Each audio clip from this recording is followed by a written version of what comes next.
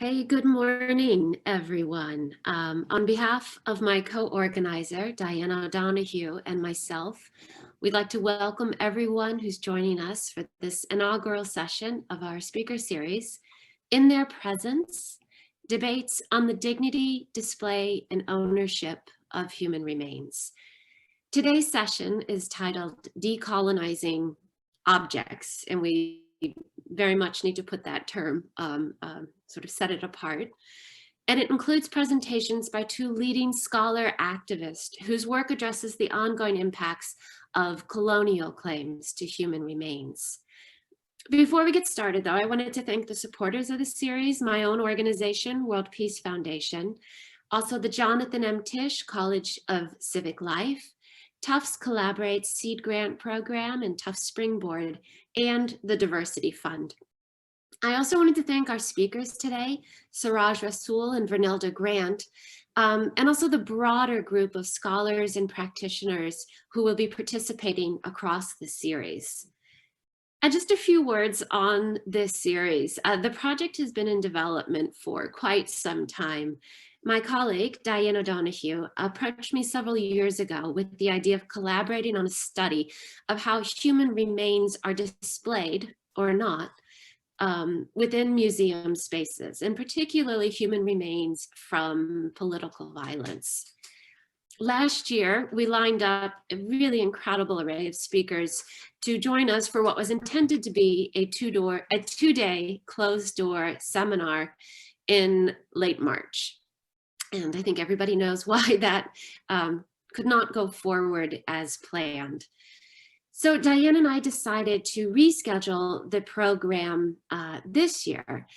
And because we had to do it on Zoom, we decided to take advantage of the format to make it open to the public and to spread then those 2 days of workshop panels into an academic year-long series of presentations and discussion.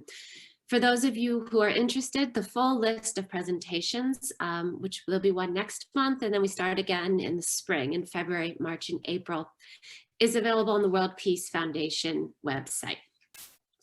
So just a few words about our schedule for today. Following me, Diane will say a few words about why she became involved in the project, and then she'll introduce our two speakers. We will hear first from Ciraj Rassool and then Vernell De Grant. Following that, Diane and I will pose a short question to each of the speakers, and we will open the Q&A to all of you. And we invite you to contribute questions by writing them into the Q&A box that should be on your screen. And if any of you have friends who couldn't make it this morning, we will also be making a video available of the event.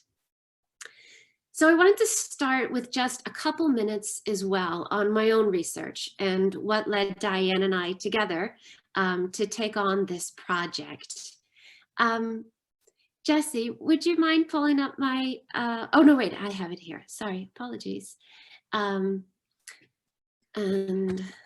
so let's see if I can share a screen. This is, as I said, it is the first of the series, so we're still learning the process. Okay, there's that. And so my work has been on the Red Terror Martyrs Memorial Museum in Ethiopia. And the Red Terror was the period from 1974 to 1976 to 1978. It began after the 1974 revolution, which overthrew Emperor Haile Selassie. And the red period of the Red Terror was so named by the head of the military regime that took over following the revolution, Colonel Mengistu Haile Mariam. And the terror was the period in which the state focused its political violence against the political opposition, primarily in the urban centers and largely in the capital, Addis Ababa. During this period, they tried to systematically erase the political opposition, many of which were young students, college, and even some high school age students.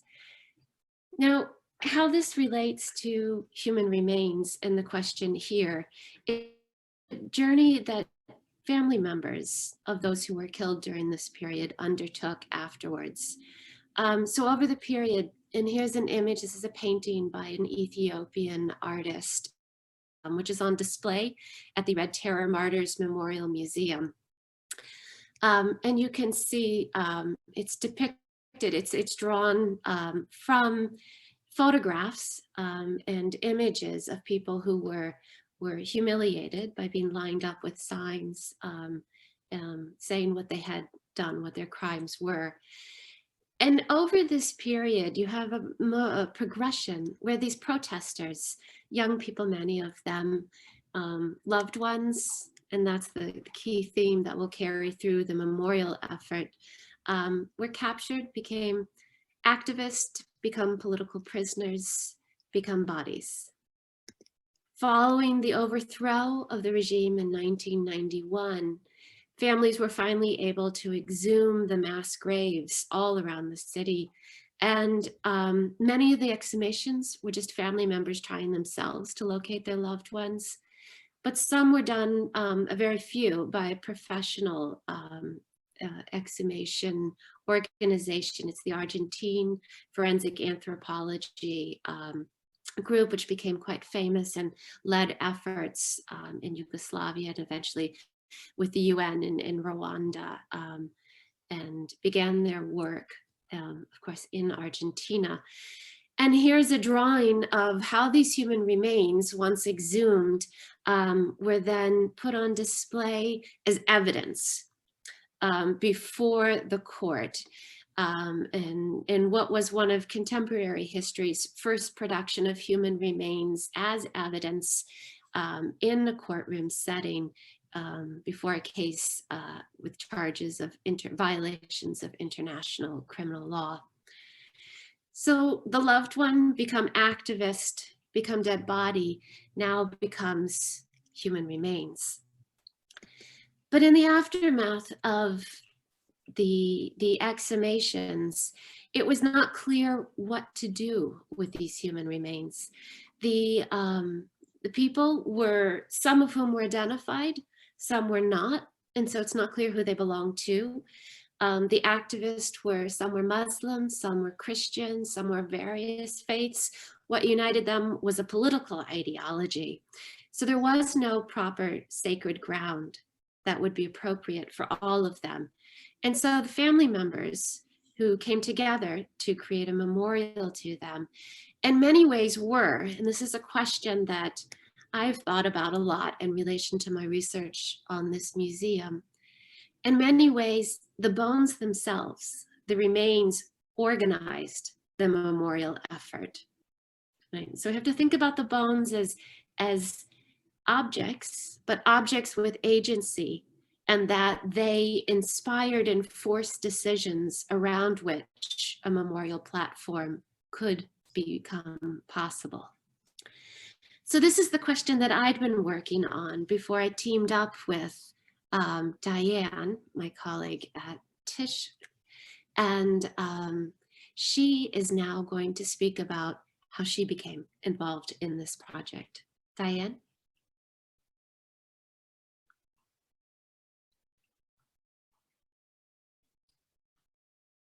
Thank you so much.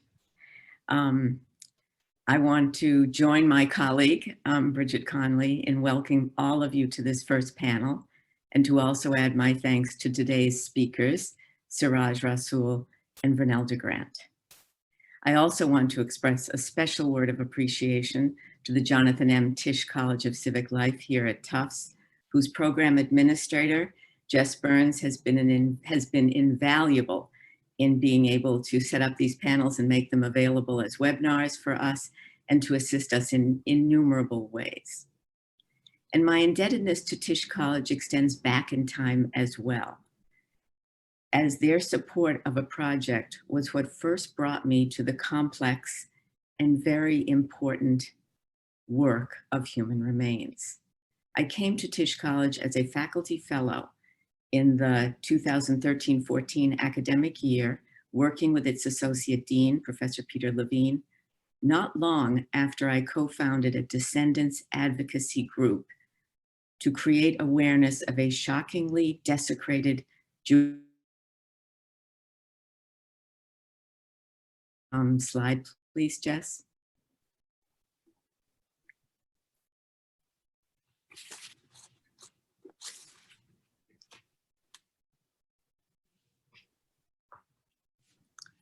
If we can go up to the first slide.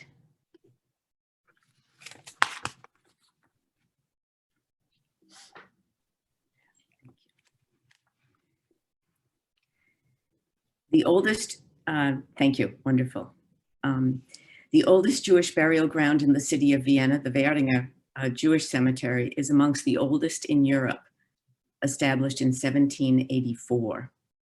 The desecration of this vast space, begun with the joining of Austria with Nazi Germany in 1938, involved not only the destruction of many thousands of the headstones, 30,000 people were buried here, but also the opening of a number of graves and the removal of the remains. The expectation had been to install them in race galleries, and many of these remains were in Vienna's Ethnographic Museum until quite recently. And if I can have the next slide. But it was as if the dead were not dead enough. In the many decades since the end of the Second World War, the cemetery continued to be vandalized and the graves opened. The violence enacted there would appear, rather obviously, to be evidence of the persistence of anti-Semitism, while arguably the living Jewish community in Vienna is nowadays quite small. One still finds among the graffiti in the cemetery and on its enclosures the infamous Nazi-era phrase, Juden raus, Jews out. But much of the racist and nationalist writings on the cemetery walls reveal something else, how the site, the graves, and the remains of those buried there now, for those who continue to destroy it, have been about the presence of the other. The vast majority of the graffiti conveys sentiments like this. And if we could have the next slide, please. Ausländer raus. Outsiders, foreigners out. Thus, these remains were no longer of a specific person or even Jewish remains, but instead the remains of alterity or threat whose redundancy of desecration mirrored all the projections of hate and aggression placed upon them. And if I can have the next slide, please. This is a rather evocative image of a young French medical student who came to help us clear out the cemetery, but was very interested in forensics. And I took this picture of him just after he presented to us the skeletal remains that he had found there of a child's hand. It felt to us that reclaiming this place, the restoration of the monuments and the reburials was an ethical responsibility of two kinds: to those whose burial places and material remains had been brutalized, and to take this action as a way to stake broader claims about the right in life and death to be recognized, to be of a place. And as our group has joined with progressive political groups and human rights organizations in Vienna and beyond, we feel that such a reclamation may actually someday occur. And if I can have the final slide, Jess, thank you. And this is what the cemetery looked like about a year ago, as you see, considerably cleared and with the restorations in progress now.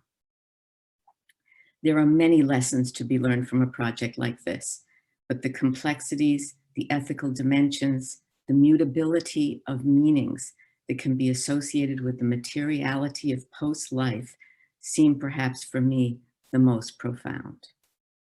That Bridget Conley had been working on a museum in Ethiopia that addressed many of these same questions, then it seemed important for us to come together, each with our respective locations, and invite colleagues to expand and extend these conversations, allowing for these questions to be raised from many points. We are so grateful that those who originally agreed to join us here on campus last March, which obviously was canceled, have now agreed to come in this series of virtual panels, extending the conversation over the whole, as Bridget said, the academic year. For their flexibility and commitment to remaining in this conversation as a group, we are both grateful and moved. We begin approaching our topic through the acts of decolonizing objects from two very significant perspectives. And I am delighted to introduce our first speaker, Professor Ciraj Rassool. He is professor of history at the University of the Western Cape and directs its African program in Museum and Heritage Studies. He is an associated member of the Global South Study Center at the University of Cologne and a member of the Scientific Advisory Board of the Luschen Collection in Berlin. Professor Rasul has published widely in fields of political biography, museum and heritage studies, memory politics, and visual history. He previously chaired the scientific committee of the International Council of African Museums and serves on the high-level Museums Advisory Committee of UNESCO. His publications include Skeletons in the Cupboard, South African Museums and the Trade in Human Remains, 1907 to 1917, Recalling Community in Cape Town, Creating and Curating the District 6 Museum, Museum Frictions, Public Cultures, Global Transformations, and the Politics of Heritage in Africa, Economies, Histories, and Infrastructures. We welcome Professor Ciraj Rassool, who will be speaking on rehumanizing the dead of anthropology, museums, and societies after colonialism.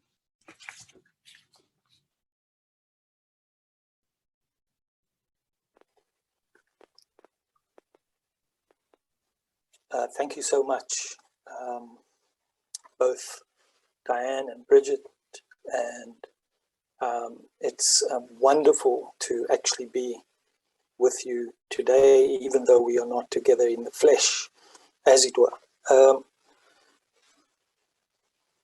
Since 1994 and the onset of democracy, human remains and body parts have featured significantly in debates and disputes over how South Africa's traumatic history should be remembered and how these pasts should be imprinted into the institutions and spaces of public culture. So my work on colonial remains and attending to matters of restitution and legacies of racial science in museums has come into conversations with research that some of my colleagues like Nikki Rousseau have been doing on the dead of apartheid and on the recovery of the remains of dead fighters murdered by the apartheid state in a broad project that we call forensic history. My late colleague Martin Legassic and I wrote a book many years ago, Skeletons in the Cupboard, and if I can have the second slide of my PowerPoint, in which we revealed how significant numbers of skeletons had entered the South African Museum and the McGregor Museum in Kimberley at the beginning of the 20th century through unethical deals with grave diggers and body traders of freshly dead corpses.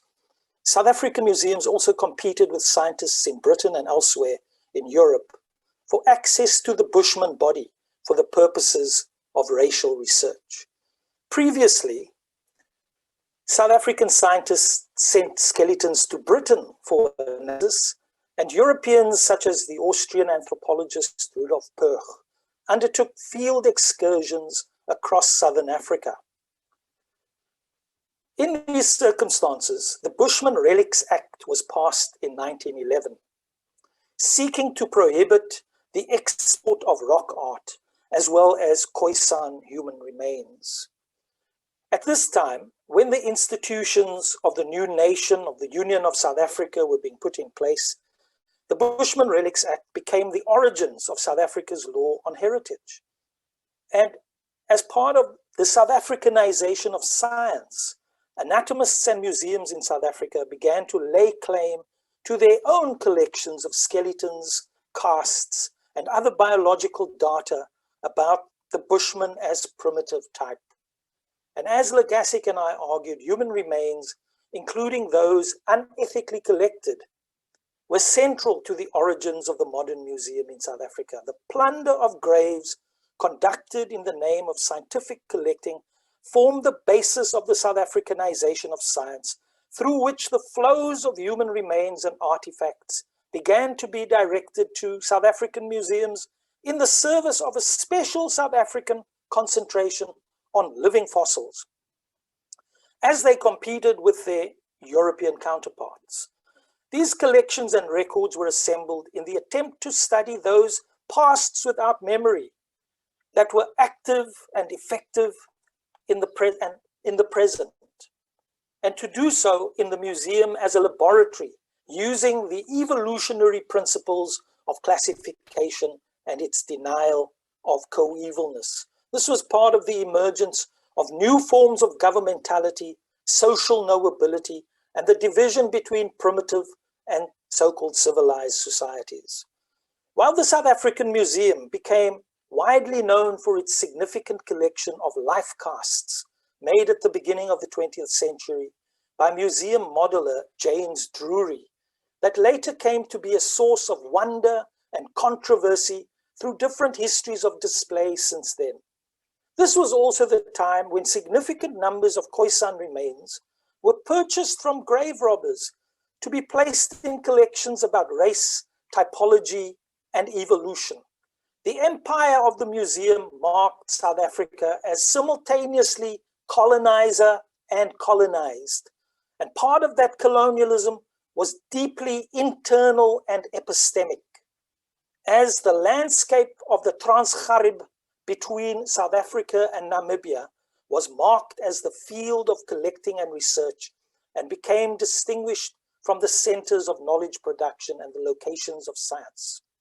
When our research was first presented, there was some debate with curators and scientists on the issues of restitution and reburial.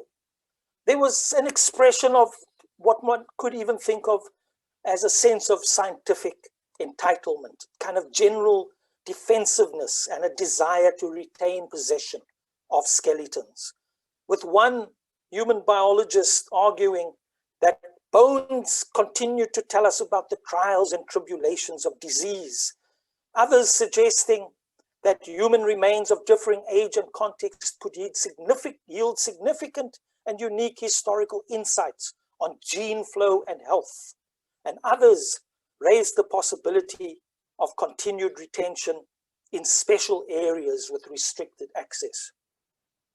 One of the most noteworthy responses was from an eminent archaeologist who expressed fear of the specter of his bones being taken away from him. This he likened to the act of burning the archive. Some of the debate even took place in the national press, where one dissident archaeologist made a key point. He wrote that he did not think any of these scientists would claim continued research access to remains if they had been found to belong to dead victims of the Holocaust. Skeletons in the Cupboard put forward an understanding of the history of colonial collecting and museum anthropology as violent and appropriative.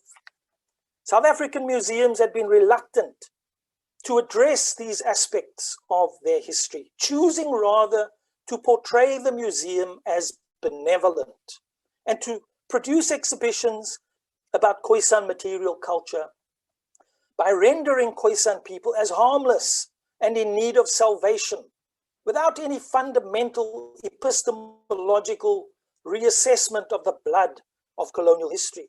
This was the stewardship model of the museum, whose benevolence exists within a genealogy of paternalism and atonement, through which heritage is understood as the magnanimous recovery and salvation of lost pasts of indigenous people.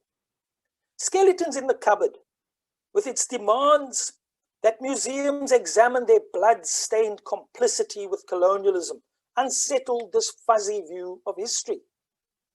In 2009, after a few years of research and some foot dragging with Iniziko, our National Museum in Cape Town, its council took a decision to be proactive in deaccessioning those remains that were unethically collected in South Africa as a first step towards their eventual reburial or return to their communities of origin. These included remains collected solely for the purposes of racial study, those collected without appropriate consent, and those from recent graves of individuals who were known in life or who were from known communities.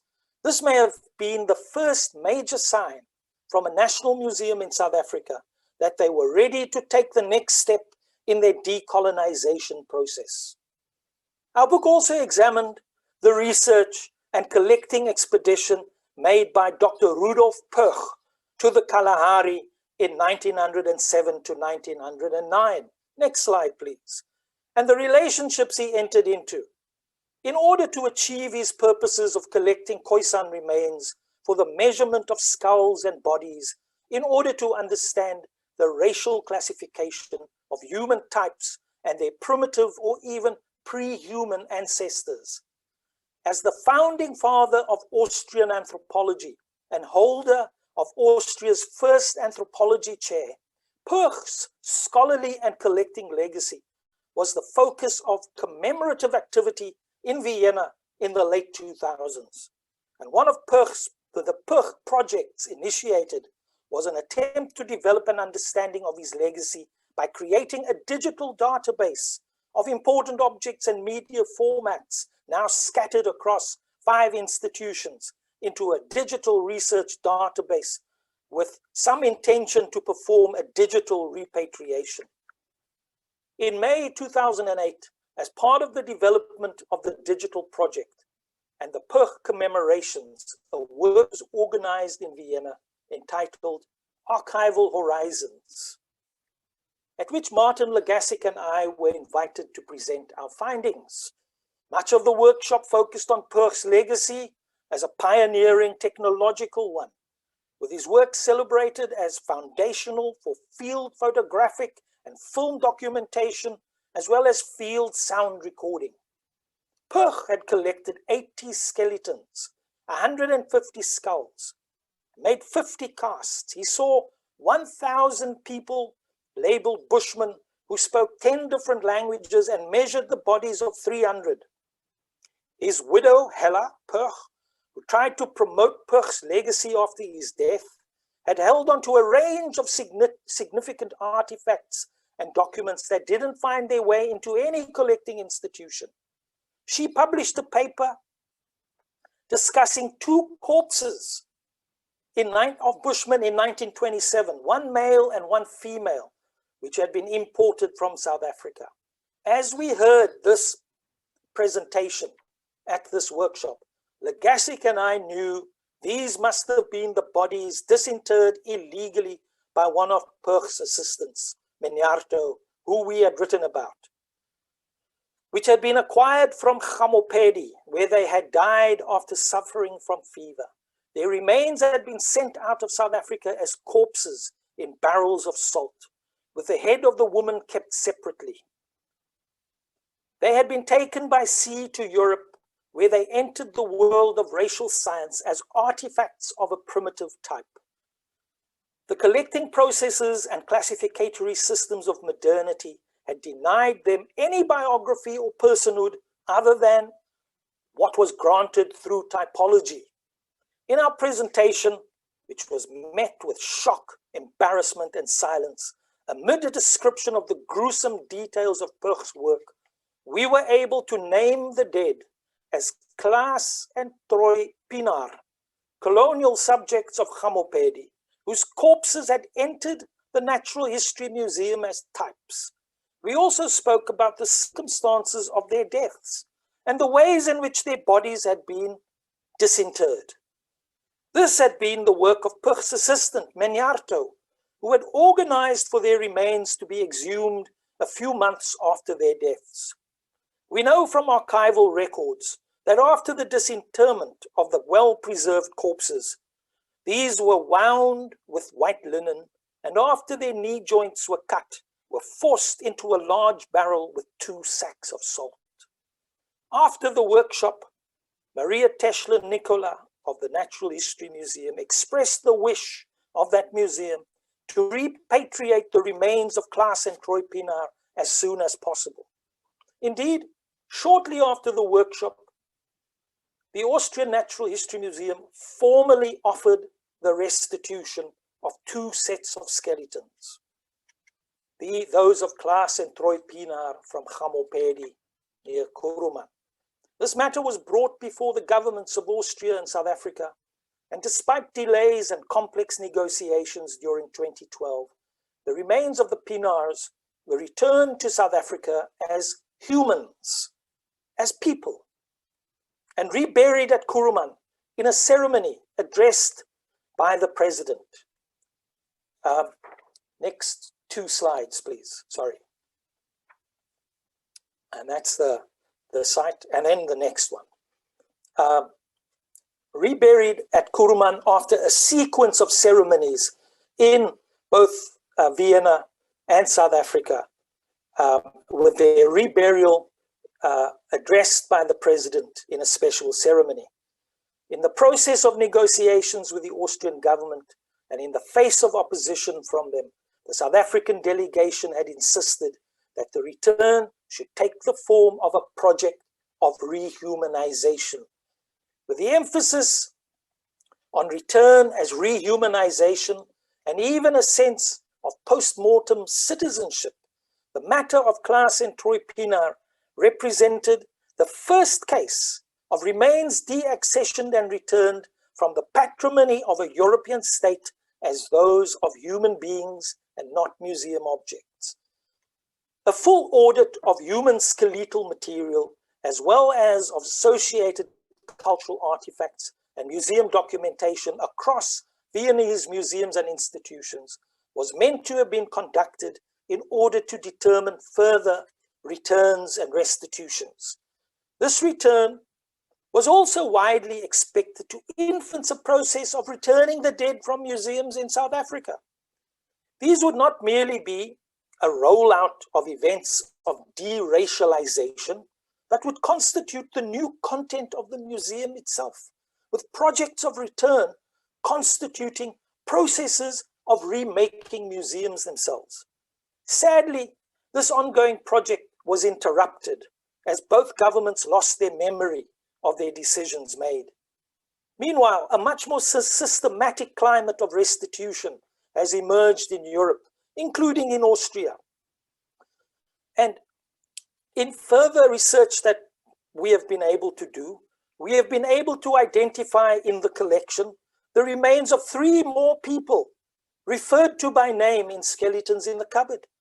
Those of Ko, his wife Kruisband, and his son Masebi, whose corpses had been boiled down to bone on the spot by Meniarto, according to instructions by Purg, and transported as skeletons alongside the remains of the Pienaars.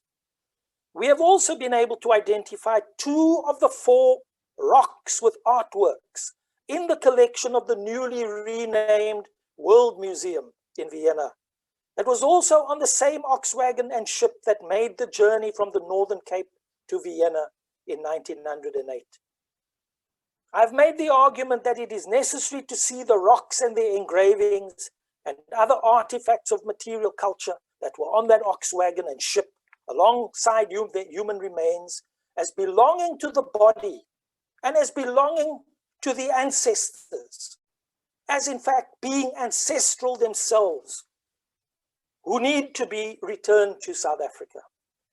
Over the past 5 years or so, a new official willingness has emerged, as I've said, to inquire into the ethics of their museum collections in Europe, acquired under colonial conditions, to face up to a new era of restitution of human remains, and the possibility also of the restitution of colonial artifacts, artworks, documentation, especially those assembled within a context of injustice. At present, these advances have been contained within disciplines and disciplinary museums, and deliberations have not paid sufficient attention to how these collections were often acquired together. As part of the same expeditions, often by the same scholars, and to how these were then distributed between collecting institutions and disciplines, and how these disciplines were later reorganized. It might seem more reasonable to consider colonial collections of skulls and skeletons as being marked by violence. But the time has also come to reconsider the frameworks of preservation and stewardship that have attached themselves to all aspects of the ethnographic. Colonialism's violence took the form of plunder, rapaciousness, and defilement of the human body of physical anthropology. But it was also an unacknowledged and repressed characteristic of the ethnological. Iziko South African Museum in Cape Town has also made proactive strides to identify unethically acquired remains in its collection, to place these in a special temporary depot, awaiting return and reburial in their areas of origin, especially in the Northern Cape and Namibia, South Africa's former colony. An initial list of unethically collected human remains of South Africans and non-South Africans has been established, together with a list of other individuals, mainly from Namibia, whose presence in the collection was a cause of doubt. These unethical connections have been isolated in non-accessible storage in preparation for deaccessioning and return once national policy and appropriate models had been developed. With such a national human remains policy being prepared, the reburial of the skeletons of racial science holds the promise of contributing to decolonizing and deracializing museums in South Africa. This would address multidirectional legacies of colonialism as South Africa as both colonial victim and perpetrator. As I draw to a close, as the legacies of race and physical anthropology as science are attended to as part of the decolonization of museums in South Africa, Iziko Museums has also shown that it is possible to rethink the value of the category of ethnographic. It is not possible to make new post-colonial African societies on the basis of the ethnographic museum. The creation of social history collections at Iziko has shown one way in which old museums with inherited collections can set out on a post-ethnographic path so that people can recognize themselves in museums outside of colonialism's categories of race and ethnicity. To question the museum is not merely about expunging its rapacious histories and shoring up the vestiges of a remaining benevolence framed as preservation and stewardship, but requires questions posed about the syndrome of preservation itself. Transforming the museum requires understanding its history as the locus of empire and coloniality in all of its forms, and to embark upon the difficult work of interrogating its collecting histories and epistemologies, and to think about museums outside evolutionary frames and the impulses of preservation and atonement. The post-colonial museum may indeed require the inauguration of the post-museum itself. Thank you.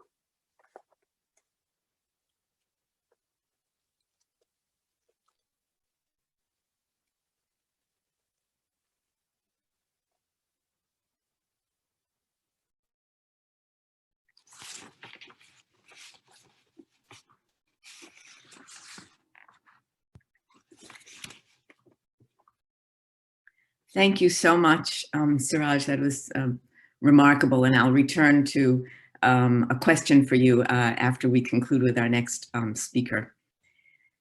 Vernelda De Grant is the Tribal Historic Preservation Officer of the San Carlos Apache Tribe in Arizona. She works primarily on protection and preservation of cultural resources in the Apache reservations by building coalitions between tribal communities and the neighboring communities outside the reservation. Her main focus has been grassroots organizing and mobilizing individuals in her community who are passionate about preserving holy grounds and sites that are important not just to the Apache people, but to the history of the United States. In 2004, she was appointed to the Native American Advisory Group for the Advisory Council of Historic Preservation in Washington. In 2006, Ms. Grant led a White House Office of Intergovernmental Affairs to Mount Graham, a site in eastern Arizona that had caused much tension between the Apache tribal community and the local and state governments who had funded the building of the Mount Graham Observatory. That building and the subsequent meeting then sparked the beginning of a successful partnership between government leaders and tribal communities, giving the Apache people a greater voice when further development and conservation plans were discussed. She has been a member of the Arizona Political Leaders Fellowship, and today we'll be speaking on cultural heritage and the museum objects. So please welcome Vernell De Grant.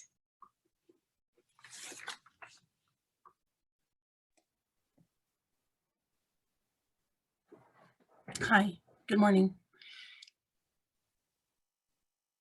Is my PowerPoint able to, did it go through? Can you email it to me? I don't have it. I did. Well, then it did not come through, unfortunately. I just resent another one at 7:43. I'm sorry, I've been having technical difficulties this morning. No problem at all. I'll keep an eye on the presentation and share my screen if it comes through.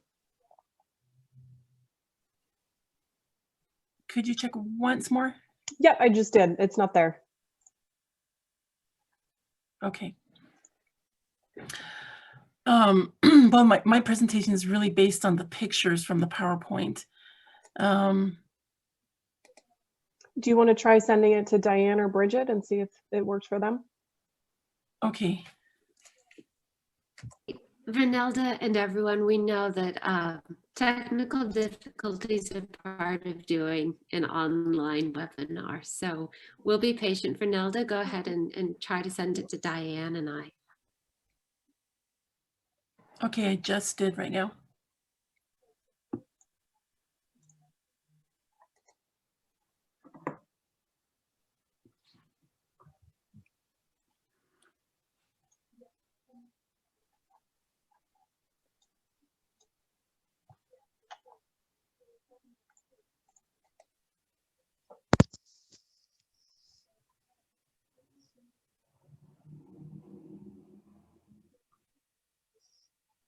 I wonder if the file is too large to be sent by ordinary email. That can sometimes happen with a PowerPoint. Is there a way that you can give me the an ability to share my screen? Yep, so at the bottom of your screen, there's a green share screen button. Okay. Click that. And you should see everything that's currently open on your desktop. And one of those files should be your PowerPoint. Perfect. Okay. So how do I? Then just go and start the slideshow from beginning. Perfect. Okay. So everybody can see me now? Yes. Okay, this is perfect. Thank you. So good morning, Daguta. I'm Vernelda Grant, and I'm sorry for the slight delay here. Maybe it's just me or an Arizona thing or an Apache thing. But anyways, I really appreciate participating in this panel and presenting some of the things that we've worked on in southeastern Arizona for about over 20 years. Let's see, I control this, right? So I'm the director of the Tribal Historic Preservation Officer, the tribal archaeologist, and I have many hats. The NAGPRA representative for my tribe. I created the Historic Preservation and Archaeology Department for my tribe back in March of 2000, after I completed my bachelor's in sociocultural anthropology and my master's in applied anthropology, focusing on Southwestern archaeology. And I've spent quite a few years working in the grassroots level of my community, being a traditional person, and as well as with agencies from the state, the federal, and the United Nations, the international arena. So there's a picture of me in my office. With things that we do here in San Carlos, I'm a member of the San Carlos Apache Tribe, which is one of 4 Apache tribes in the state of Arizona. And here's an elder who has lived up to his late 90s.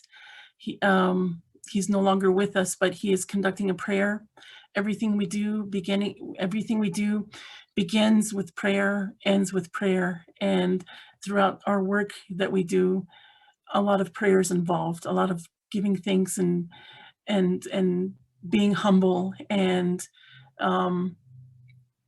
you know, the whole process, especially working with elders, is very emotional when handling situations. So this is our elder saying a prayer using resources that we've collected from Mother Earth. Here's another elder woman. She's from the White Mountain Apache Tribe, and she's giving her words of wisdom and guidance at a ceremony. And this ceremony is occurring in Oak Flat. And these are members of our Elders Cultural Advisory Council.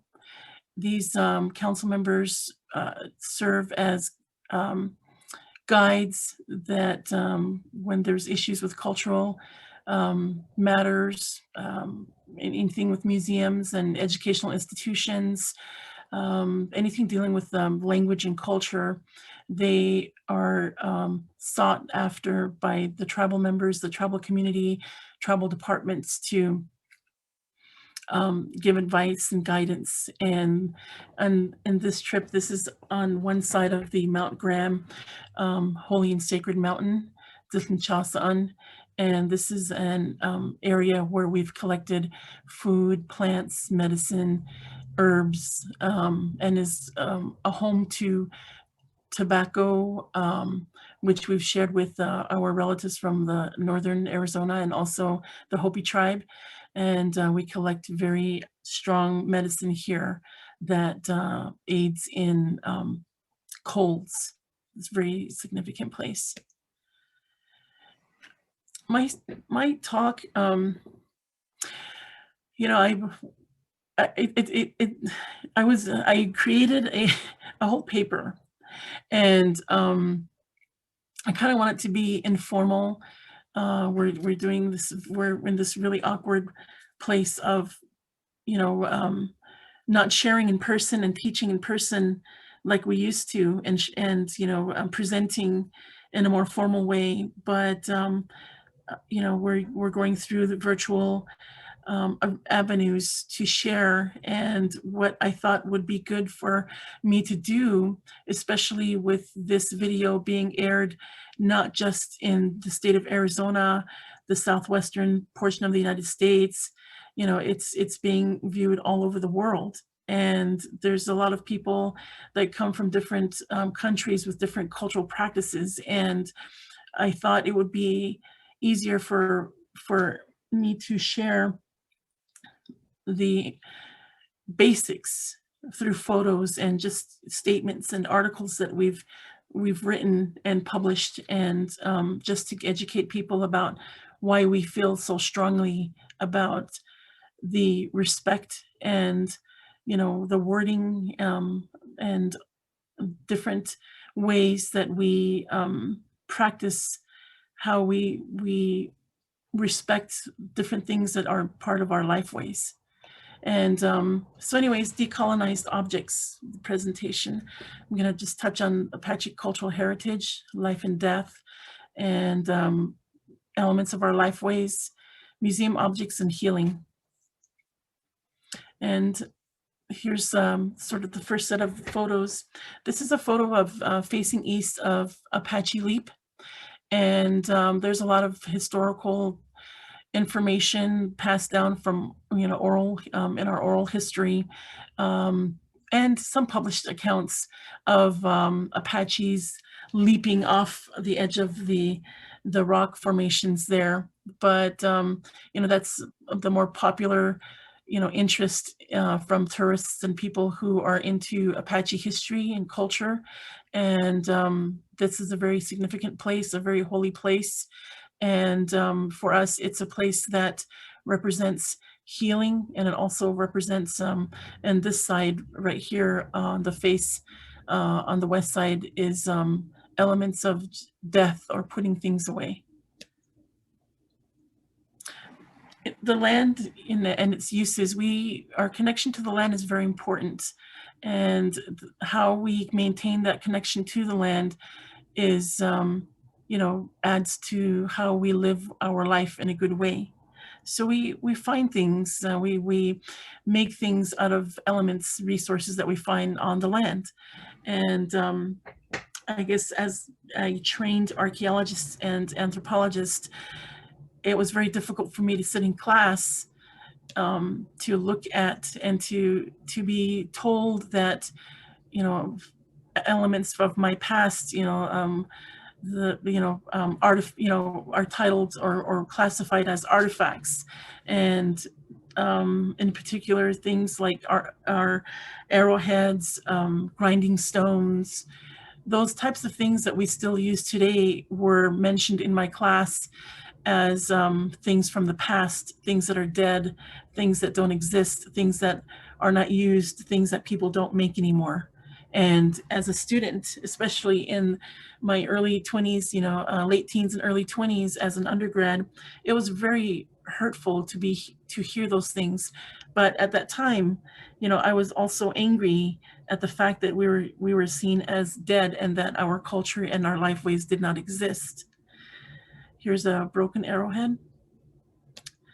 These pictures are taken from from the top of that leap that I told you about, the Apache Leap. It's called Oak Flat, and this is just south of the Oak Flat campground. There's areas where hikers camp. These are prehistoric, I guess, using Western science, and archaeology and anthropology and its terms. It's an archaeology site, and for us, it's a habitation site. It's home. And everything around it is elements of our home. You know, the fire, there's water sources around, there's a fire pit, fire we can make, there's food and medicine all around. So there's so many lookout points in that area as well. You know, there's areas that depict where Apaches, young men may have stayed as security to look down and look around in their surrounding area to protect families and protect people living in these areas during different seasons. There are different times of the year when we collect food, medicines, and go hunting. Here's another archaeology site. You don't see it when you look like this, you know, in this picture when you're looking at it, but when you're walking, you can, you know, and you're up very close to these sites, you can tell that they're habitation sites. There's places where we grind our medicine, where we grind our food like acorn, and, you know, where we extract the seeds from the shell using hand ground stones. There's another habitation site. A rock alignment at a habitation site, a cave, and this looks like a small cave, but when you approach it and you bend down a little bit to get in there, there's a huge room inside. Here's the opposite side of that. A lot of times there's a lot of petroglyphs in these areas. You know, this area is very, very, very important because we picked seasonally different things that we survived on throughout the year. And these areas where our people lived were very difficult for other folks that came through these areas. It was difficult for them to survive. And I think that was the reason why we were successful in avoiding some, you know, the United States military and other groups that they hired to kill off the Apaches, back in the mid to late 1800s. We survived in really intense places like this. And my ancestors persevered, and here we are today. We're still here. We're not gone. There's fire and water sources of the land. There's many significant uses of fire. There's the way you light a fire, the type of wood that you select to make food, certain types of food, the places that you go to collect the different types of wood, the different elevation for the different kinds of wood that you use for ceremony, for sweat lodge, for camping. It's every single little thing has meaning, and we're taught these things at home as children, because as children we're tasked to go out there to collect the different types of wood. So, for example, we don't collect wood that has been struck by lightning because the elements of what makes a lightning strike affects our stomach area, and we believe that it makes us feel bloated, and it can really do some harm if we choose to use wood from a tree that was struck by lightning. So those kind of things are very important. It does matter because it affects our physical being. Water is very important. As you know and hear, a lot of indigenous populations say water is life, and water is very in this area and all areas. It's a representative of life for the animals, for humans, for plants. It's a source that is very overwhelming, and it's elements for healing, for supporting the well-being of all forms of life on this earth. It's very important. And in this particular area, a lot of the water that was flowing, it's this flowing springs throughout the year for this area, which is also Oak Flat, called Oak Flat. Mining companies have come in and have started to drill and put their drill test areas within federal lands, and have, since they've done that, the water's been depleted, and a lot of these places that had water pooled, like this picture here, water doesn't exist there anymore, and the plants that grow there, like the reeds that we use, the willows, and the different things like cattail, they don't grow there anymore, and we use those medicines to pray with and to make baskets with that are used to store our foods, and also for our ceremonies, and just to carry, for daily use in the home. And it's very sad to see that gone. Food, medicine, and ceremonial use plants. Acorn here is a huge staple, things that we collect today and use. We process it. Yucca, and we cut the leaves off and form agave, and the stalks are dug. A pit is dug, and we put these roots into the ground, these bulbs, and after 4 days and 4 nights of it being in the ground, like roasting, we pull it out, and it comes out as a food staple for us. And it's also a medicine. Here is pollen from cattail that we use to pray with. And this is like, it's like holy water to us. And we bless ourselves first before we say our prayers, or we bless everything that's living, that's life, that's still breathing. When there's death involved, we use ashes, and ashes reflect protection from things that have gone on into the spirit world. yucca we use, and bear grass to the right, the little thin strands right there is bear grass, and we use that for our wiki-ups for the winter time. And the water drop and roll off those long spiny things. When you gather them, you bunch them and you tie them onto your wiki-up, and the water doesn't come into your home. And the yucca, we use that to sew with. We use it for strings to tie our medicines and plants and different things that we use today. I even used it to tie the corner of my moccasin, that a little corner that started to tear. I used that and let it dry, and it stayed. Here's some sage for offering. We burn sage for prayer purposes. Then in this area also there's the Arizona hedgehog cactus, which is protected legally. And this may not seem much for some people, but for us it's life. There's so many things in there, there's animals that live in these areas. There's the rock formations, the plants, trees, everything we can use to survive. There's 23 things, food and plant and items that are in this area that I can name off that we can survive on, going in there with nothing. The rock formations in this area, they depict our ancestors. They're all walking and climbing east. And the background, there's mining in the background. There's the town of Superior back there.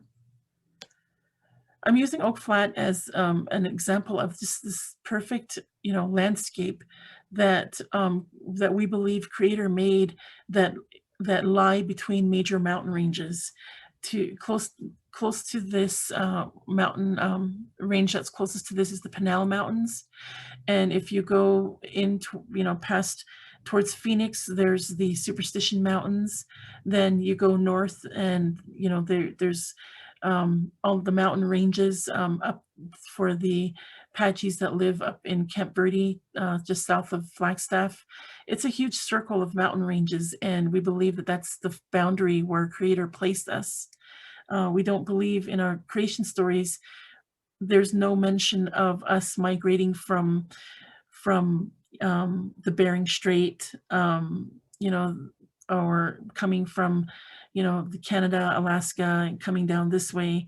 We have places and stories and songs and prayers that are made into songs that mention places where we originated from, where our clans came from, and where the bands came from. So you can see to the left there, it looks like, I thought it was a perfect picture of an Apache woman with a burden basket in her back. And to the right, you see the man that's leaning forward. That was a colleague of mine. This is Ramon Reilly from the White Mountain Apache Tribe. He's a cultural specialist and NAGPRA person. Mark Altaha to the right there, who's the Tipo.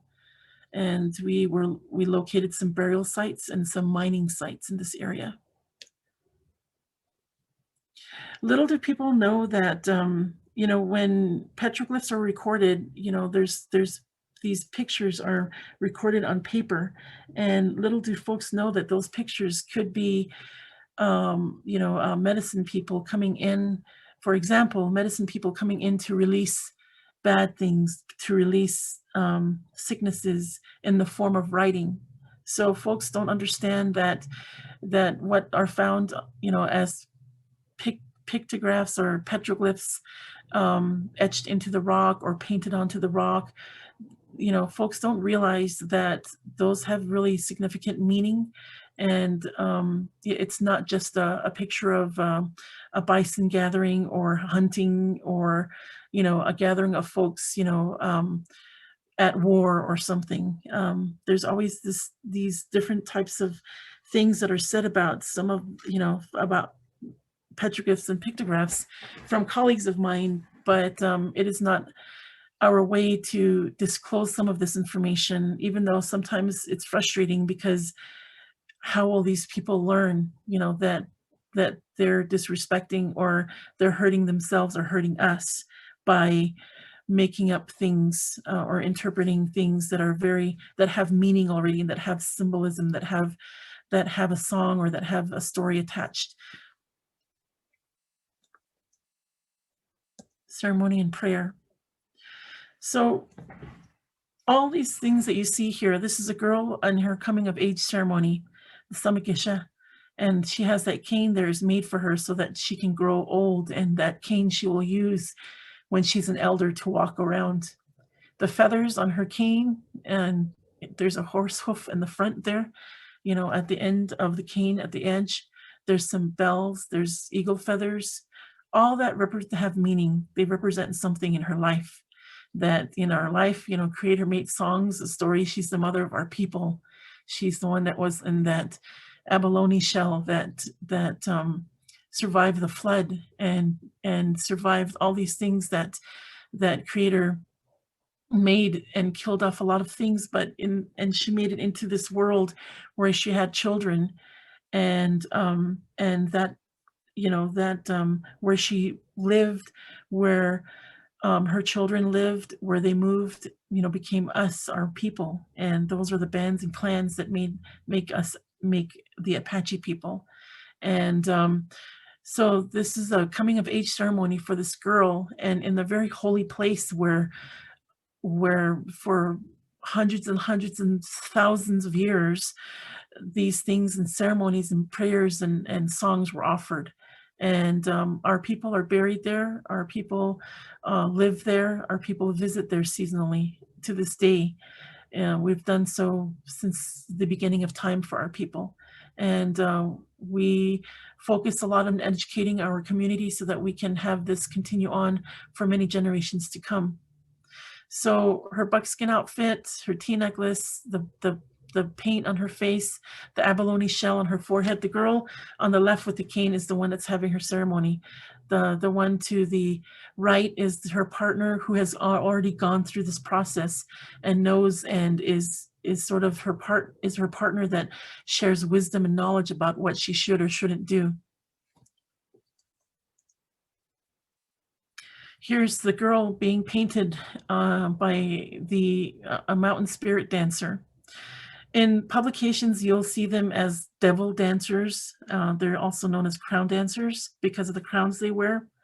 So, you know, the next topic I have, which I really purposely didn't put much under, it was museum objects. I wanted to introduce that right now so that I can let you know and share.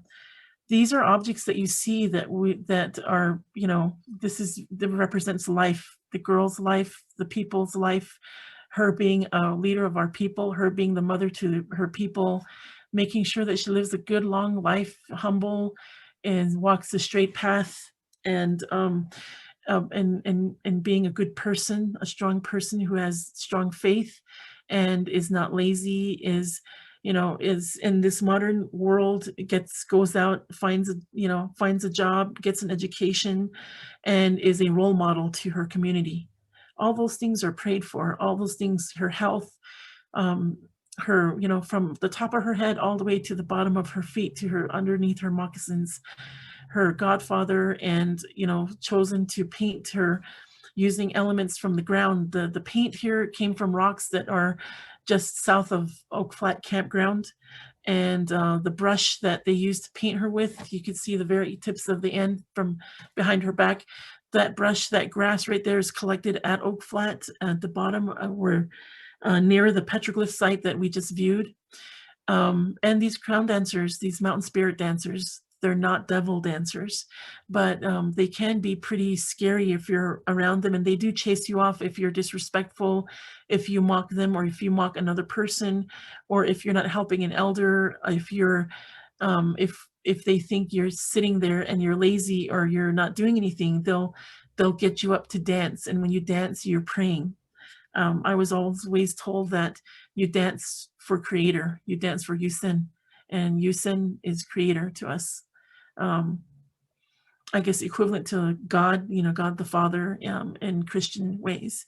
So all these things that are so beautiful here. It's very difficult to see these things in museums and classified and boxed and labeled and put in a cabinet with the door closed and to let it sit there for years. These things represent life. These things represent how she's affected, how he as a dancer is affected, how our people are affected with diabetes, with heart disease, and all these different ailments that we have.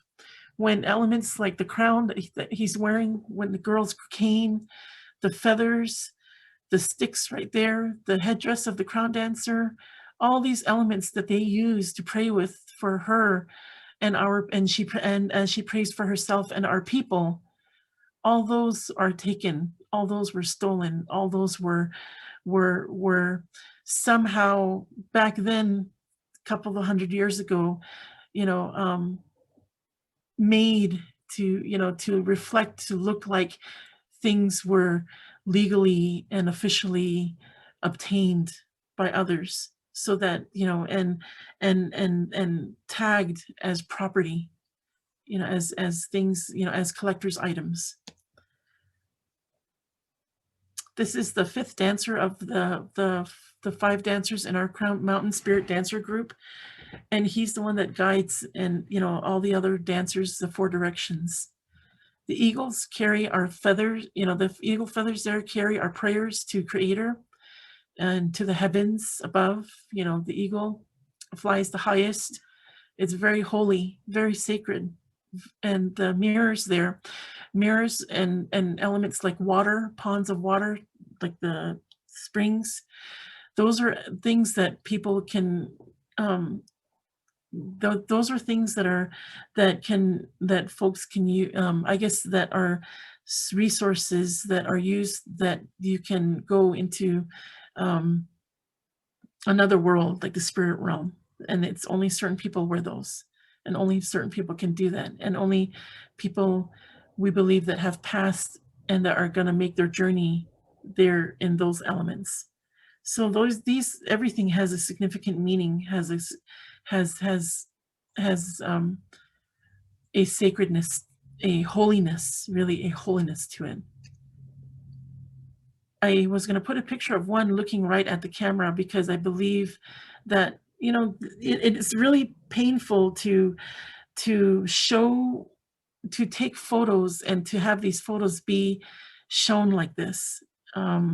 But the purpose, and in our prayers when we put these things together, is for the purpose of educating, for the purpose of sharing, for the purpose of the possibility of working together to bring our ancestors home, to bring these objects.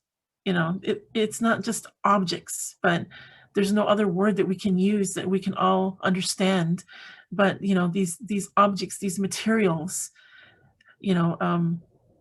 that's they have so much meaning, and it's just misunderstood when notes are not taken correctly, or you don't see where they came from, or how they were just part of an artisan's collection, or part of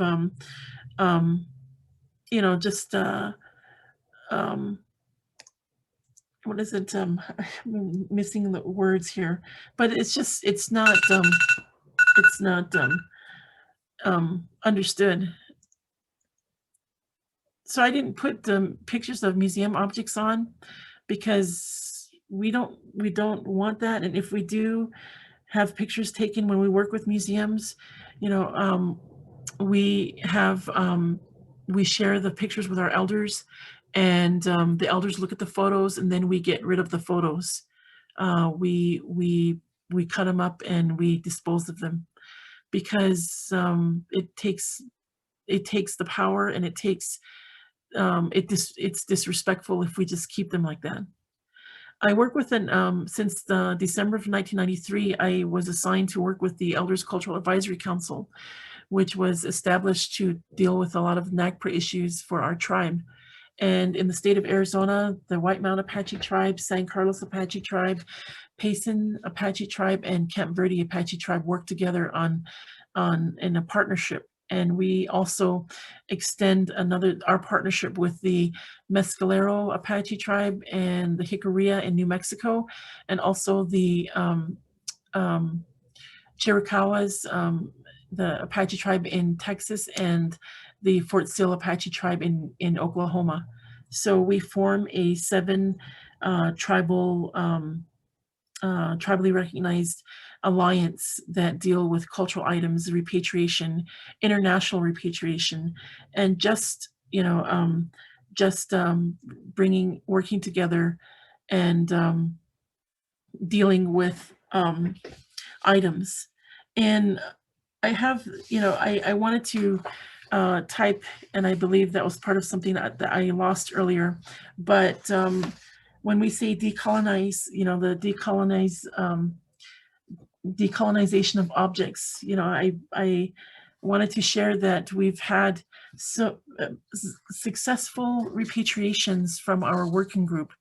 And when the elders first got together, I'm concluding here, but when our elders got together, they discussed, very seriously the matters that they had at hand to deal with. What NAGPRA was about. We told them, these different laws existed to protect or preserve or to separate human remains that are Native American or indigenous human remains from other human remains. And then there's cultural objects and sacred objects and so forth. And our elders decided to focus on, at first they were confused on how to deal with it, but, it was for them unimaginable to think that these sacred objects were not kept in their proper place. And it was very hurtful to share with them some of the notes that we found. I interned at the Smithsonian's National Museum of Natural History and was followed around a lot. And actually I went to the bathroom to pray in the morning, and I went to the bathroom to pray when I left, because in 1996, at the time that I interned there was no such thing as having a separate room to pray, because there was 18,500 objects in little green boxes that were along the staircases, the hallways, and like a little lab rat, I went from, the first floor of the back of the Natural History Museum all the way to the 4th floor facing the Capitol, like a little lab rat, avoiding these little green boxes that were filled with human remains that were unidentified. And to us, there's no such thing.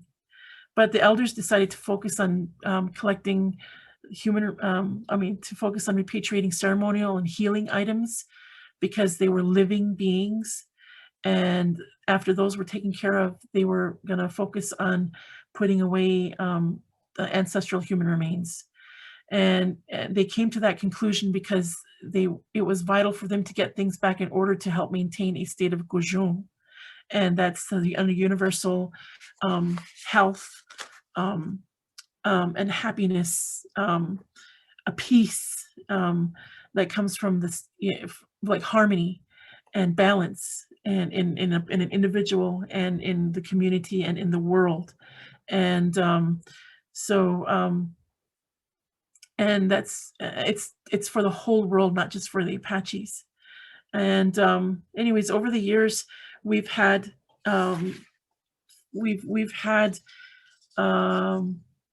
support in a lot of the repatriations that we asked for, but we still have an issue with the Natural History Museum, and it's just based on the wording, because they want to return items to us as cultural items and not as what we think they need to be respectfully returned as, which are sacred objects and the objects of cultural patrimony. So there's different semantics, there's different things that I guess are involved. And I just wanted to conclude with the healing part. There's a picture of a little boy right here, and he's learning how to sing these songs, or like psalms from the Bible. You know, it's just another way of putting it clearly so folks can understand that it's very important if they're ordered from 1 to however many there is, a 1 to 32. And, you know, you have to sing each song because it's a prayer, you know, in order that the way it should be sung. So he's learning there. And here's, you know, healing in partnerships with the Wellness Center, with the other tribes, with state agencies and federal agencies. We're starting at the individual level because we can't, the government's always going to have their way of having things measured and you know, scientifically, whereas in our native scientific way, we have a way to successfully deal with and to share the knowledge and to take care of these things. And for us, you know, it's very important to have the children there. And forming partnerships is another way of healing. It's joining with educational institutions. Healing is working together, you know, to promote that gojun. We all want gojun in our lives, and we all want, you know, to have our families have gojun and of people around us to have gojun. So this is our International Repatriation Conference, and colleagues of mine, and I think some folks know Honor Keeler. She's dealing with a cultural resource working group right now and addressing international repatriation laws presently. And I just wanted to say thank you to everyone. And you know, another thing to add to what's going on in our discussions is, in the present day, is, you know, look at the situation that we're being put in because of COVID. So I have this slide here, you know, stopping the spread of COVID. I have a picture of our ancestor, I have a picture of our elder, and I have a picture of more of our elders, our children, our future. And these are children that take part in our ceremonies. They do sacred annual runs. They lobby with us in DC. They lobby with us at the United Nations. And it's not just our elders, it's our youth that are doing that too. And you know, we need to partner. We need to promote that peace and that healing, and have that understanding as human beings, because we're, you know, look at the way the state of our world is. Where is it going? Where are we going? And it's very important that we work together. So, anyways, I thank everyone, and I appreciate your willingness to listen to our presentations today. Great. Thank you, Vernelda. I think I'll turn it to Bridget actually first, who has a question for you, and then I'll come back and have a question for Saraj, and then we'll take questions from our listeners. Yeah, and also, so if you're one of our audience members, please feel free. I see we have one question in there, but we'd welcome some more. Vernelda, I had a question that I was going to ask you, and I think listening to the presentation, I think it's probably the wrong question. So I'm going to circle back around, kind of a long setup, and I want to see what you think of what I heard you saying, and if it resonates with what you wanted us to understand. So I was thinking as Saraj was speaking, where he spoke about museums as a way of ordering knowledge, right? And in a way of sort of being gatekeepers of knowledge and keeping certain structures of knowledge out and kind of consuming objects and extracting them and forcing them to play a role that they were never intended to play within someone else's logic.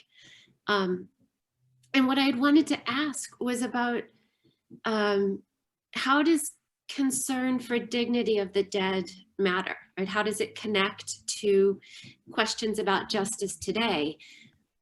But Vernelda, what I heard you saying, and I think what resonates with what Saraj was saying, is that the decisions that are made about even what constitutes death, about who decides how we define death and how we define objects, right? That itself is a sort of epistemological extraction, right? That it's implying an imposition of order that may not make sense. And so I think the question of how does dignity for the dead matter has to begin with who defines what is death.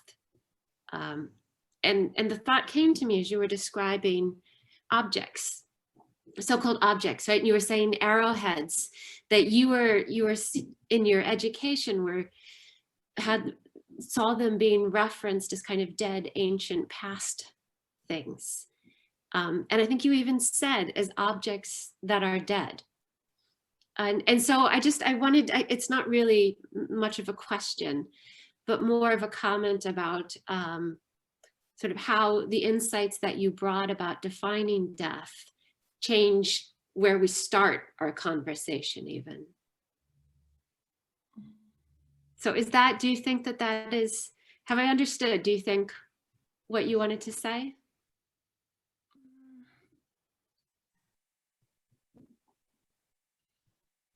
Yeah, I mean, could you rephrase, like, how would you, part of my participation here is for not just the academic arena to understand, but just the layperson to understand. Because it helps me to share this. Mm-hmm. I take what all your brilliant minds, all the examples and all the things that I'm going to be listening to in the future sessions.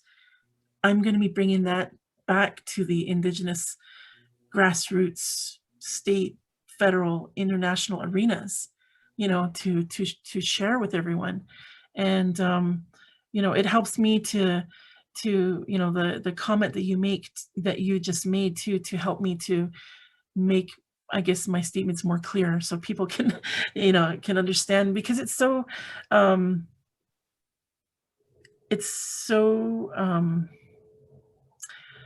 things could get so intense. Our conversations could get intense depending on what kind of death or how death is looked at, I guess. Am I? Yeah, I think so. And I don't think that you were unclear. I think probably I'm being unclear in the academic thing where you take something that might actually be simple and turn it into something overly complicated. But I guess the big question is, where do we locate the ethical challenge and how we approach questions around care and concern for objects and death? Right. And so in one way, and it was something that came up with Diane and I speaking about our very different cases, right, where for her the ethics was that these remains of Jewish life in Vienna be protected in place, right, and that they be held within their context, which was so disrupted by the violence.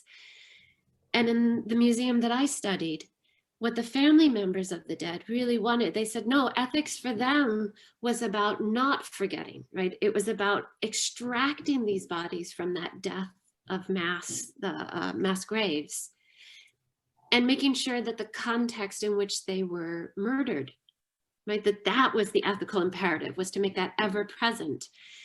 And I guess what's interesting in what I heard you saying is that the real ethical question in the context you're working in is who even gets to define where we see death? Where is death? How do we define it?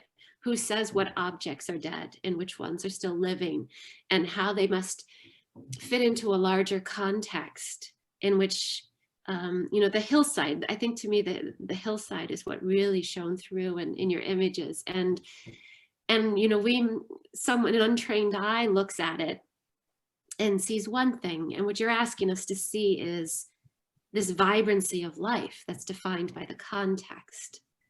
And that ethics there is really about who gets to decide what counts as context.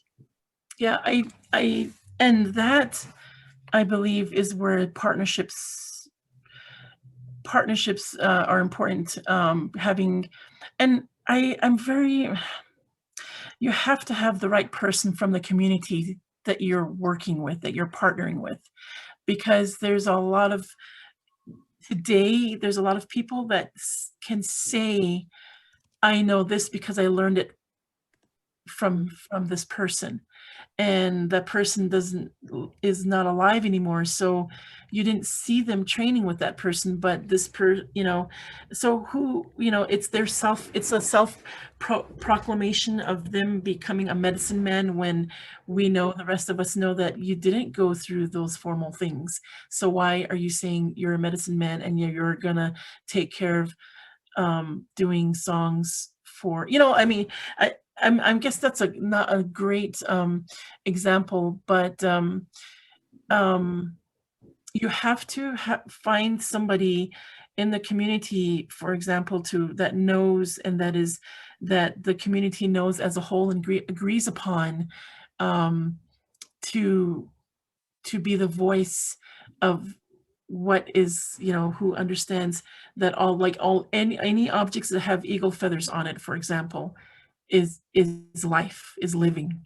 So in the museums, say all the crown dancers or mountain spirit dancers' headdresses, especially ones that have eagle feathers on it still, were not properly put away, or never had a chance to be put away to rest and go back into the earth. And because somebody went in there and took it and robbed it of the journey that those objects and masks and crowns were going to take. So those, so grave robbers, robbing human remains, robbing objects. So those things went through that.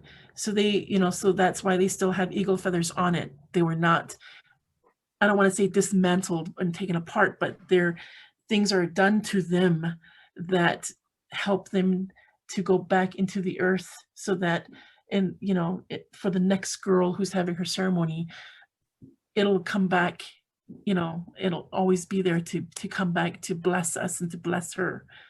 And there won't be a depletion of that kind of wood that is used to make those kind of crowns. That plant won't die, because we're helping that plant that we took from the earth and made this crown out of, that we prayed with, and now we're putting that back into the earth again. But on its journey, during the process, before it was fully completed, it was taken away. So some things have eagle feathers on it still, that are in museums, that we say pull those aside, because they're full of, their life, they're living. And then there's others that are about 100 or more years older, that have gone through that process, that are so brittle that it's almost to the point of it, going into the earth again, but someone scooped it out and, and have taken it. And that is it's a more ancient thing than the newer one that still has life in it with the eagle feathers. The one that doesn't have any feathers anymore, that has already begun and is and we hope to go back into dust, and it's on its journey. But also someone took that, and now they're all mixed together.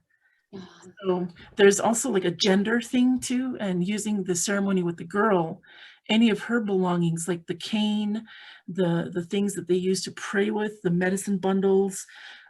Sometimes you go to museums and they're all mixed together, and then a baby, mixed together with the mountain spirit dancer headdresses, the cane, the wands that the dancers use, and then the girl's cane, her eagle feather, plus a baby's remains in a cradle board. Sometimes you see that all mixed, and it's just devastation. It's just, you just break down and cry. It's just, you just want to explode with all kinds of emotions.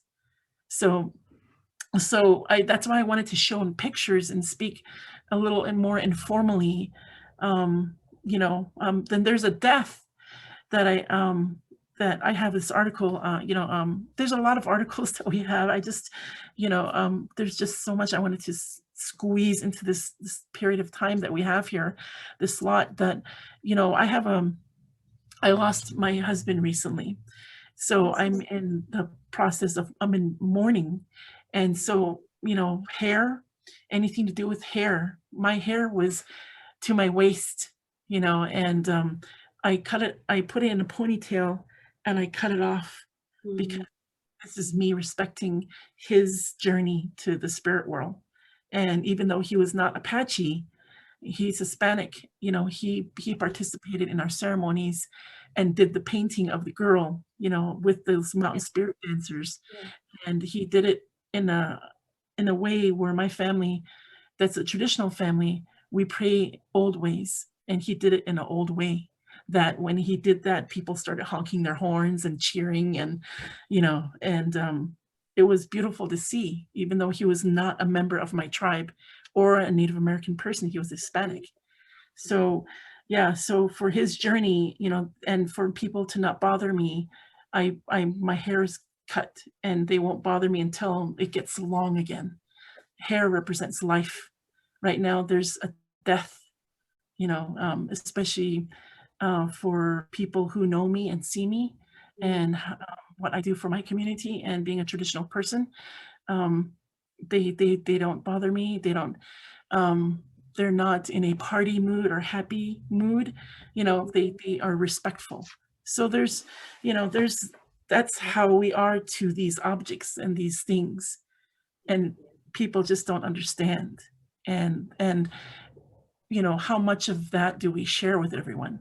You know, how much of this sacred and holy thing that they don't care about, how much do we even share, you know, to force them to care? I don't think some certain people never will, but I do this with you guys today in hopes that by sharing these photos and sharing certain things that's being recorded, which is something that we don't do as well. You know, we get rid of things, we burn them, we put them away. We don't, you know, keep photos, but it's for a purpose and it's for a reason. It's for life and the continuation, and to be respectful, for me to learn all of yours concerns and things that you care about. Thank you so much. Thank you for trusting us to allow the presentation. Diane? Thank you. I'd like to open the conversation up, but first to questions and conversation between our two presenters as well. But I have a question first for Ciraj, and to ask you about your final statement on the post-museum. It was a profound ending to a very powerful conversation.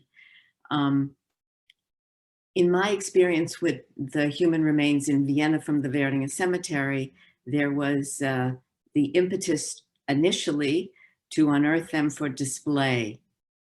The very powerful way in which these infamous race galleries operated in the Nazi imagination and remained. The race gallery in the Natural History Museum in Vienna remained on as such until 1991, I believe. I'm wondering from your work, if those remains were imagined only for forensic study, scientific purposes, all the variety of ways that you so eloquently detail the ways in which they were discursively formative of so many things. Can we extend that as well to the concepts of museology, to viewership, to public reception? And I was just wondering if you had any comments on that. Thank you very much, Diane. And listening to Vernelda, I mean, I'm extremely grateful just to learn today. When we undertook our first visit to Vienna, the story of the discovery of the remains of Jews in the collection of the Natural History Museum was a very powerful thing that we engaged with. And also learning about the community that had come together to clean the cemetery. And there was a beautiful book that was published about it. But there is no doubt that that episode of the handing back of those remains to the local Vienna Jewish community was part of the story of how it was that that museum came to be in a position to get to the stage where they could decide that they wanted to return remains. Absolutely no doubt that that is part of the story. And because, I mean, Austria, unlike Germany, did not go through a process of denazification, as you would know. And there were Nazis in the museum and culture sector until just a few decades ago. I mean, that, quite frankly, it was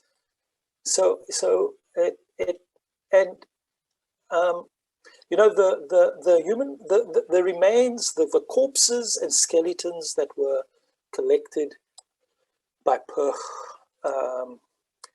became part of the collection of the Academy of Sciences, and they were distributed mainly to the Department of Anthropology at the university.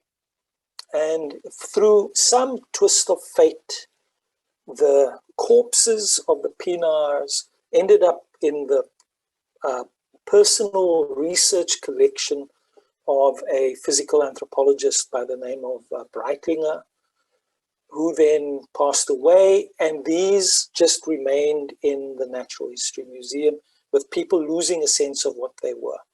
And so there was, you know, these museums never really put racialized human remains on display in a major way. The major purpose was to collect them, and to collect them as part of an effort to rescue these fast disappearing people. There was a belief that these were fossil races, that these were living fossils that needed to be preserved for science. Rudolf Perch himself died very young, and so he did very little research on the collection. And there's been some research under the auspices of a Perch commission that existed for a number of decades, some research by his wife, some research by another scholar, but generally, you know, these collections are still in the vaults of the Department of Anthropology, and some of the scientists there think that they should continue to have a right to research these collections because science has a higher purpose. And it's only now that it's very clear that these are very troubled collections, and that in the last few years we have been engaging with that department along with their colleagues in other museums in Vienna. So my concern is not so much with whether or not something is on display, and there is an international proscription on the display of human remains. I mean, ICOM and all that, and it is about the life of the dead in these collections, and it's extremely significant that we begin to understand the violence of what that has meant, because it seems to be some kind of passive, some kind of scientific, some kind of existence of science, whereas in fact the continued retention, the existence of the collection is a situation of extreme violence. And in the work that we have done, just to connect, if I might, with the question that came from Susanna, whose work we read in Cape Town, and who it's been very important for us to connect these different histories of violence as a new nation of South Africa was being made after apartheid. Like all new nations, the question arises, what are the deaths of the nation? And who and where do those and what are the locations of the deaths of the members of the nation? And this is a question of the memorial complex and how certain categories of the dead are admitted into the story of the making of the nation. And of course, as you can imagine, through the work of the Truth and Reconciliation Commission and the afterlives of the TRC, in the work of the Missing Persons Task Team, with the assistance with the Argentine Forensic Anthropology Unit, you can imagine there's been quite a focus on the recovery of the remains of people murdered by the state, people executed by the apartheid state, and of returning those remains to their families, of disinterring those remains that might have been buried as paupers, or that lie in some informal burial, and returning those to their families as a means of recovery.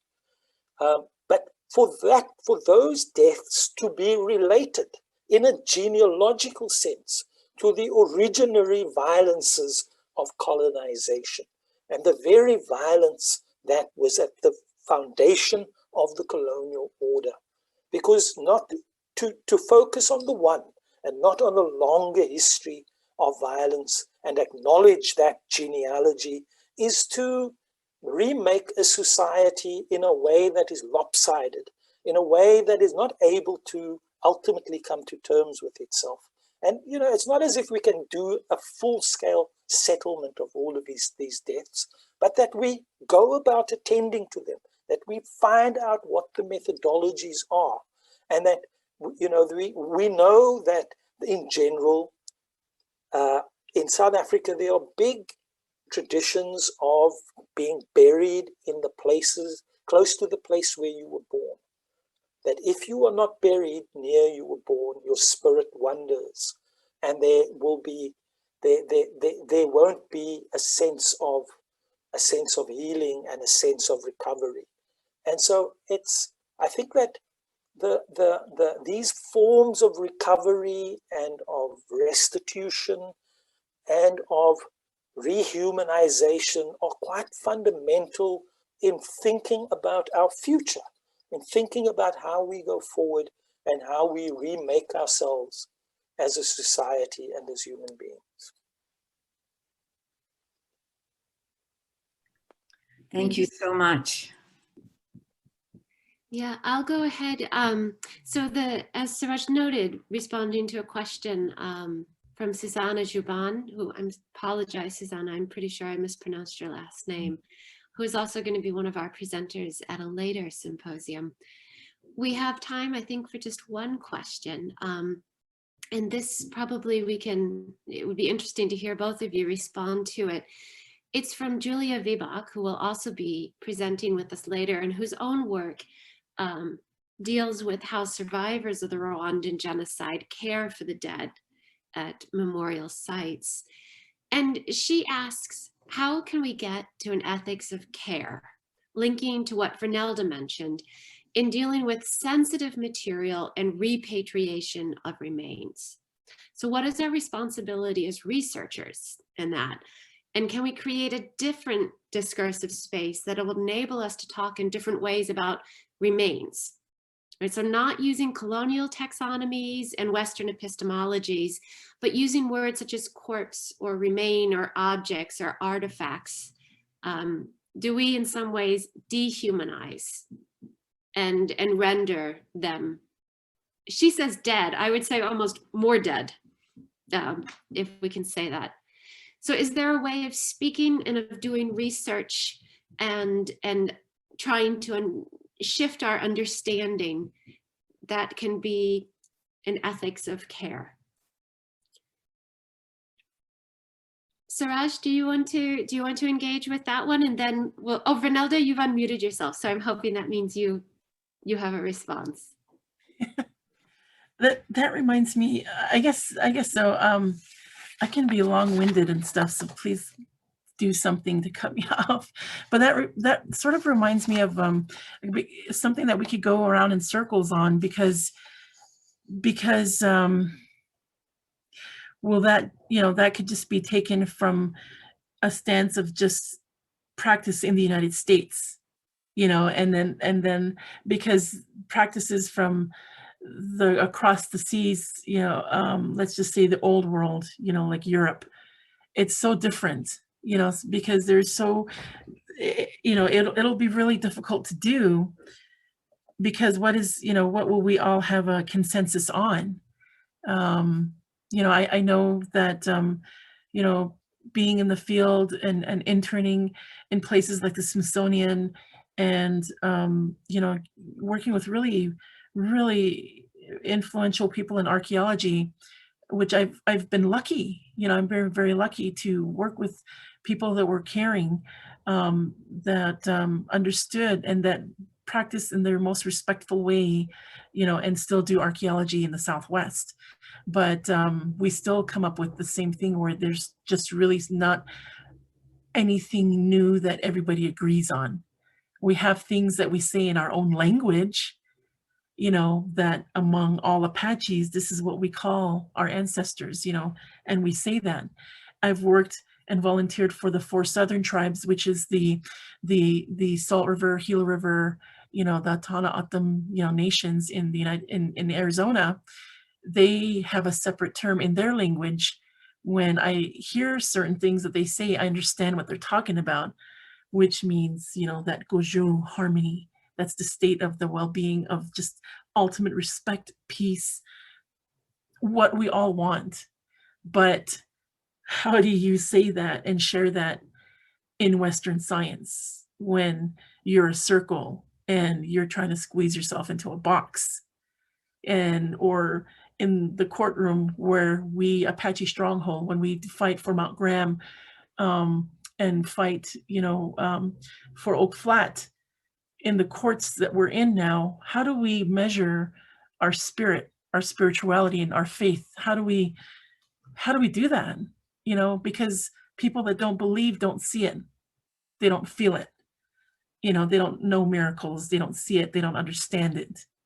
And that's the biggest thing for us, as Native peoples, as the Apaches, Native peoples, Indigenous peoples.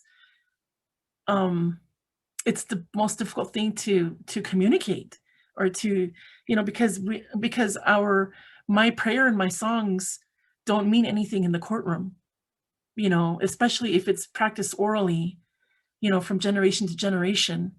How am I going to put those in Apache words and then have it stamped or be put in black and white and be measured, or put a fence on it, and be looked at as property?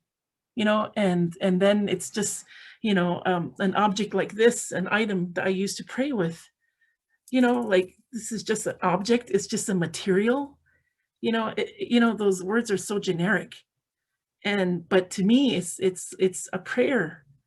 These are little angels, I'm not gonna I'm not gonna disrespect this angel. So, one other thing too, I wrote this letter. I drafted it with my the vice chairman of our tribe, which is like the vice president.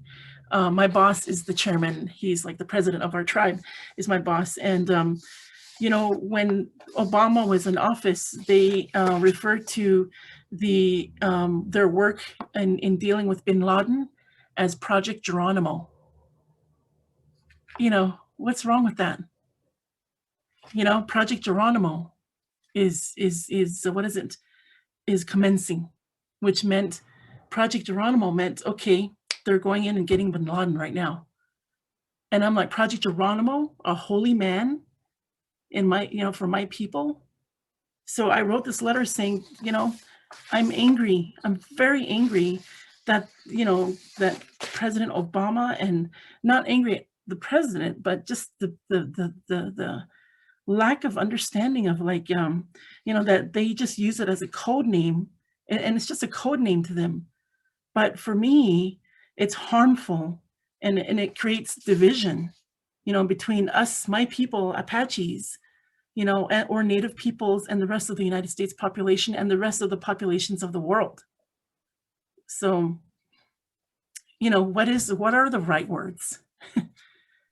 I think that's a profound question. I think it's one we'll struggle with across these the sessions that we're holding. I think Saraj will give you then the the last word. You know, I think Julia's questions are very important.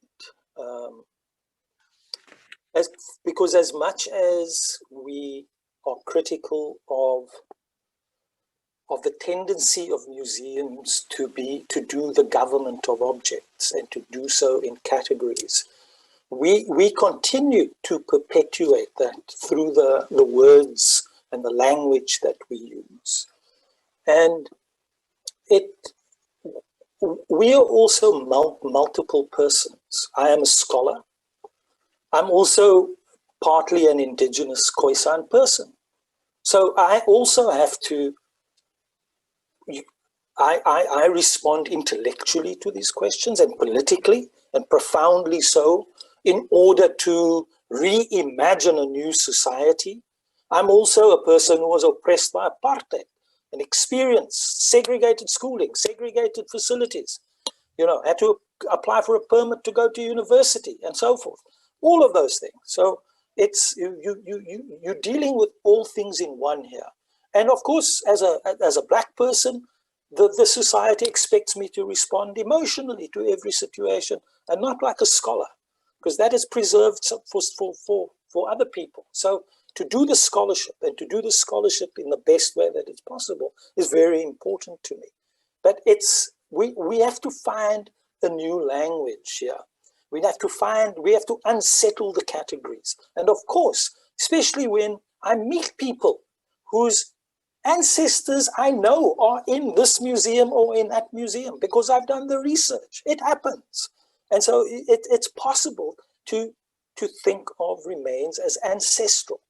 And one of the ways that I think we should continue to trouble the language and the categories that we work with is to think of the dead as living, and to think of the objects and what we call material culture as themselves having life, not just in the sense that the scholars of biography of objects use that to refer to the lives of the people who have a relationship with those objects, but to think of the objects themselves. And there are many ways in which objects have souls and they have memory.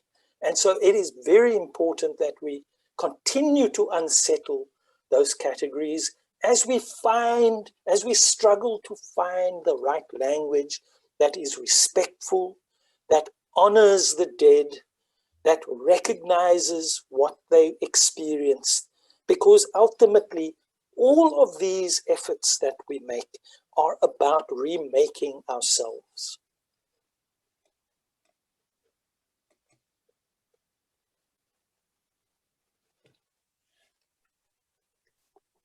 I think that was a profound way to conclude today's session.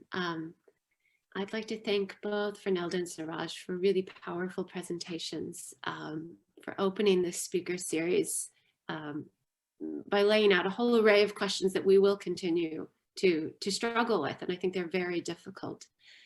Diane, did you want to have any last words? Certainly words of thanks to both of our speakers, for your facilitation, Bridget, for Jess, for everyone who's been involved, and going forward for the future speakers and future panels. So those of you that want to, as Bridget mentioned at the start, to visit the World Peace Foundation website for the full program, please don't hesitate to register for anything going forward. And we will have our next presentation on the 18th of November on issues of reclamation and restoration with two speakers. Please, we hope that those of you that are here today will come and will share with others the information about this.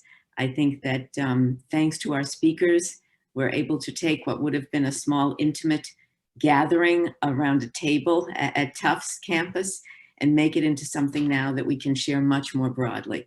So we look forward to seeing both of our current participants, our inaugural participants next time, and the ones that you will meet going forward. So thank you so much.